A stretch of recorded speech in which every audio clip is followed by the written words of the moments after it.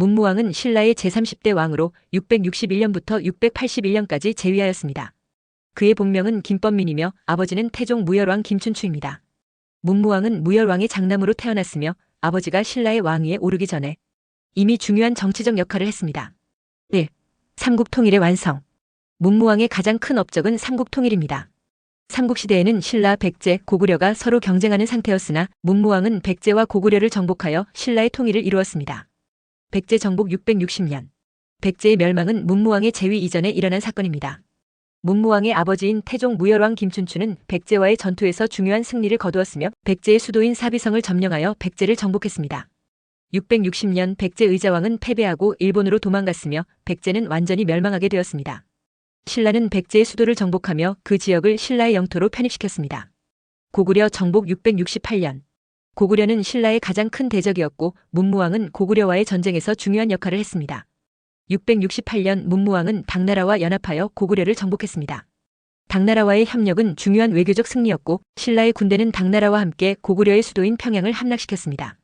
이후 고구려는 멸망하고 고구려의 일부 지역은 신라의 영토로 포함되었습니다.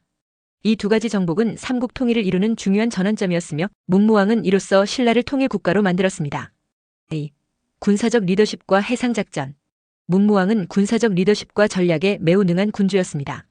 특히 해상작전에서 큰 성과를 거두었으며 신라의 해군을 강화하여 백제와 고구려의 해상 방어선을 무너뜨리는 데 중요한 역할을 했습니다. 그의 군사 전략은 주로 해상작전을 통해 상대의 거점들을 차례대로 점령하는 방식이었습니다. 문무왕은 해상작전의 중요성을 잘 이해하고 해양 국가로서의 역량을 발휘한 인물로 평가됩니다. 3. 불교의 국가 종교화. 문무왕은 불교를 국가 종교로 확립하는 데 중요한 역할을 했습니다. 그는 불교를 신라의 정치적, 사회적 안정을 위한 중요한 요소로 삼았습니다. 문무왕은 불교를 통해 국가의 통합과 국민의 안정을 도모했으며 불교 사찰의 건립과 스님들의 역할을 강화했습니다. 불교는 신라 사회에서 중요한 역할을 하였고 문무왕의 통치 기간 동안 불교는 신라의 국가적 기틀로 자리 잡게 되었습니다. 4. 문무대왕릉. 문무왕은 681년에 사망한 후 그의 유언에 따라 문무대왕릉에 묻혔습니다. 이 무덤은 신라 왕들의 무덤 중 가장 크고 중요한 것으로 경주에 위치해 있습니다. 문무대왕릉은 그 구조와 크기뿐만 아니라 바다를 향해 있는 위치가 매우 독특합니다.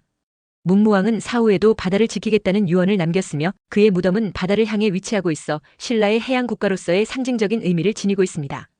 또한 무덤의 건축 양식과 조형물은 신라의 건축술과 미적 감각을 엿볼 수 있는 중요한 유산입니다. 5. 정치적 유산과 후계자. 문무왕은 왕위에 오르기 전에 이미 많은 정치적 경험을 쌓았으며 그의 통치 기간 동안 신라는 외교적, 군사적으로 매우 강력한 국가로 자리 잡았습니다. 문무왕은 효소왕을 후계자로 지정하며 왕위의 안정적 전환을 위해 노력했습니다. 그의 유언은 신라가 내부적으로 안정될 수 있도록 하는 중요한 역할을 했으며 후계자 효소왕은 문무왕의 유지를 이어받아 왕국을 안정시키고 발전시켰습니다. 6. 문무왕의 외교. 문무왕은 당나라와의 외교적 협력에서 중요한 역할을 했습니다. 고구려를 정복하는 과정에서 당나라와의 동맹을 통해 신라는 중요한 군사적 승리를 거두었으며 이후에도 당나라와의 협력 관계를 지속하면서 신라의 국력을 강화했습니다. 또한 문무왕은 일본과의 외교도 중요하게 다루며 신라의 외교적 입지를 확립하려고 했습니다. 결론. 문무왕은 삼국 통일을 완성한 중요한 군주로 그의 업적은 단순히 군사적 정복에 그치지 않고 신라의 정치적, 사회적, 문화적 발전에도 큰 영향을 미쳤습니다. 그의 통치는 신라가 동아시아의 중요한 강국으로 자리 잡게 만든 전환점이었으며 통일 신라의 기틀을 마련한 위대한 왕으로 기억되고 있습니다.